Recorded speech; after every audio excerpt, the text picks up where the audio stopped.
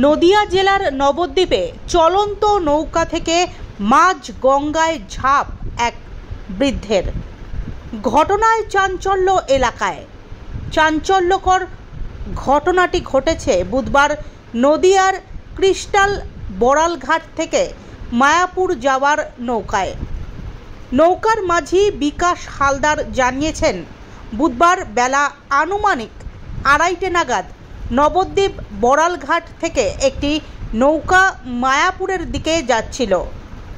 নৌকা মাঝ গঙ্গায় আসতেই এক বৃদ্ধ আচমকাই নৌকা থেকে ঝাঁপ দেয়। তৎক্ষণাৎ নৌকা ঘুরিয়ে ওনাকে বাঁচাতে চেষ্টা করি। পাশাপাশি খবর দেওয়া হয় নবদ্বীপ থানায়। পুলিশ সূত্রে জানা গিয়েছে, নৌকা থেকে ঝাঁপ দেওয়া বৃদ্ধের নাম উদয় শঙ্কর।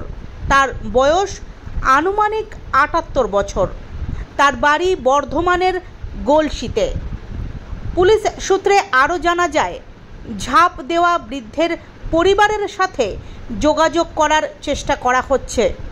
খবর পেয়ে ঘটনাস্থলে পৌঁছয় জেলা বিপর্যয় মোকাবিলা দফতরের টিম। তারা জানিয়েছেন, আলোর অভাবে এদিন বেশি সময় খোঁজা সম্ভব হয়নি। বৃহস্পতিবার আবারও তল্লাশি চালানো হবে গঙ্গায়। নৌকার মাঝি বিকাশ হালদার জানান, আমি নৌকার মাঝি, এবার নৌকার থেকে মাঝখানে ঝাঁপ দিয়েছে। তারপর আমি নৌকা ঘুরিয়েছি, চেষ্টা করেছি, আর দেখতে পাইনি, তলিয়ে গেছে। এটা কটার সময় ঘটেছে? 2:30-এর সময়। 2:30-এর সময়? হ্যাঁ। তারপরে কি করলেন আপনারা? আপনার থানাকে জানিয়ে দিয়েছি। আপনার নাম?